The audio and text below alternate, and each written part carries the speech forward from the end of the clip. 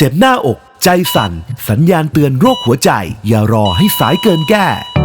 ที่โรงพยาบาลวิมุตติเราเชื่อว่าการดูแลหัวใจที่ดีเริ่มต้นจากความใส่ใจและความละเอียดของทีมแพทย์ผู้ชำนาญการเฉพาะทางที่มากด้วยประสบการณ์ที่ใช้เทคนิคผ่าตัดแผลเล็ก MICS เจ็บน้อยฟื้นตัวไวพร้อมการดูแลอย่างใกล้ชิดตั้งแต่การวินิจฉัยจนถึงการฟื้นฟูหลังการรักษาทั้งหมดนี้เพื่อให้ทุกความยุ่งยากกลายเป็นเรื่องที่ง่ายขึ้นกว่าเดิม